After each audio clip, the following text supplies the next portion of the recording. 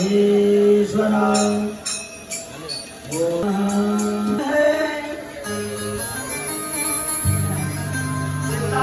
मेरे घनश्याम इन दोनों के चरण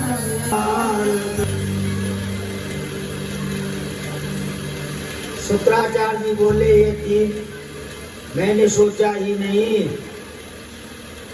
बोलो कि आपके पास असमय मैं वृद्ध हो गया हूँ, मेरी वृद्ध अवस्था आप ले लीजिए और युवा अवस्था मेरे को दे दीजिए। तो वो विवेकशील थे, उनने मना कर दिया युवा अवस्था देने के लिए और वृद्ध अवस्था लेने के लिए। क्यों मने क्यों किया? तो मात्र दोष लग जाता, इसलिए मना कर दिया। जो बेटे युवा अवस्था, एक बेटे ने युवा अवस्था दी तो वृद्ध अवस्था थी उन्होंने ले ली। पिता ने 1000 वर्ष तक काम उपभोग किया परंतु मन अभी भी तृप्त नहीं हुआ। 1000 वर्ष तक काम को भोग व्यतीत हो गए फिर भी उन्हें तृप्ति नहीं हुई। तो यद्यपि महाराज के मन में बड़ी ग्लानि हुई। एक दिन राजा यद्यपि ने नेत्रों में आंसू आ गए और सोचा मैं कितना बड़ा पापी हूँ, मैंने अपने पुत्र की युवावस्था लेकर काम का उपभोग किया। कामना को की शांति कभी काम उपभोग से नहीं हो सकती। क्यों? तो जितनी अग्नि में घी डालोगे उतना ही अग्नि प्रज्वलित होगी, अग्नि शांत नहीं होगी। ऐसे ही काम वासना का हिसाब, जितनी काम वासना में आसक्ति रखेंगे वो काम इतना ही बढ़ता जाएगा।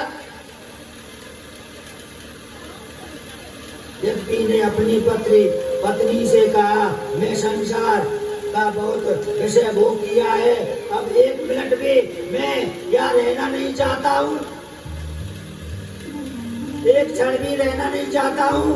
मैं छोटे पुत्र को गुरु को बुलाकर कहा बेटा अपनी अवस्था ले लो और मेरी वृद्धावस्था दे दो।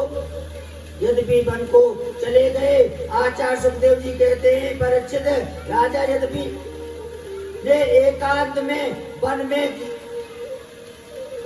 किया, समाधि में हो गए। धीरे धीरे मन को कृष्ण के चरणों में लगा दिया। कंठ गदगद हो गया, शरीर पुलकित हो गया, समाधि में लीन हो गए। उन्हें ऐसा लगा कि जैसे गोविंद मेरे पास बैठे हैं, बेटा और परमात्मा के धाम को प्राप्त किया। सुखदेव जी कहते हैं परीक्षित यद्यपि ने जो सब से छोटे पुत्र को है दुष्यंत इनकी पत्नी शकुंतला ने परम पवित्र बालक को जन्म दिया जिसका नाम है भरत। इन्हीं भरत महाराज के वंश में आगे चलकर रतिदेव हुए। प्रादुर्भाव हुआ। चंद्र में एक विचित्र राजा है, रतिदेव ऐसा यशस्वी है, ऐसे तपस्वी है, चंद्रवंश के राजा हुए। पूर्व राजा के लिए गए पाप परिणाम ये हुआ कि रतिदेव जी महाराज धरती पर बारिश नहीं हुई, जो भी रखा था वो सब समापन हो गया। एक दिन खजाने में बिल्कुल कुछ भी नहीं रहा। 12 वर्ष तक अकाल भी पड़ा।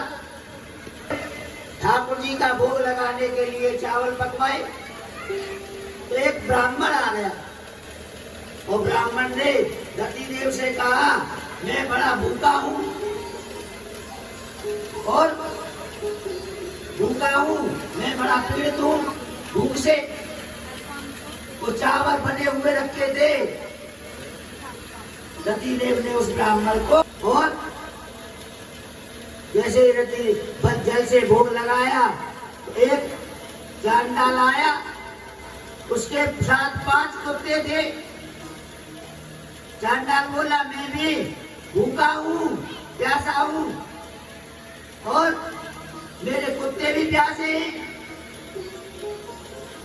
रतिदेव के आंखों में आंसू आ गए। तो भगवान, इतना तो मेरे को दे देना चाहिए।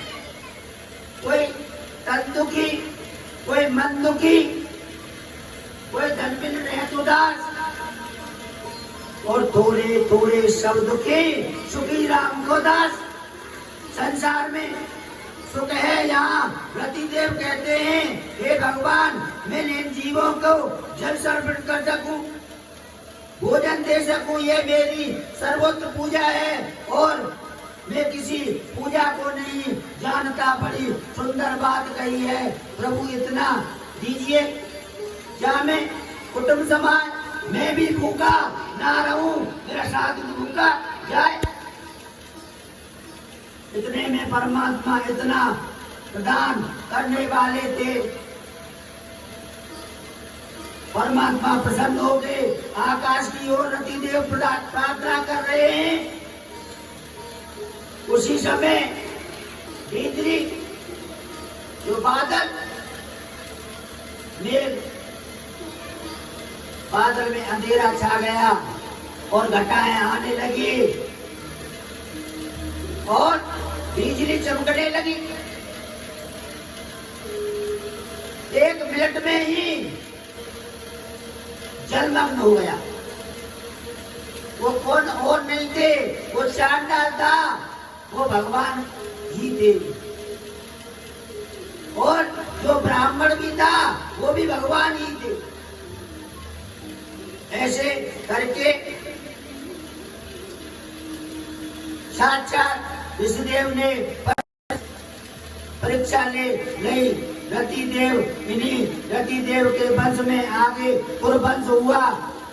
ये कौरव और पांडवों का वंश कहलाया गया।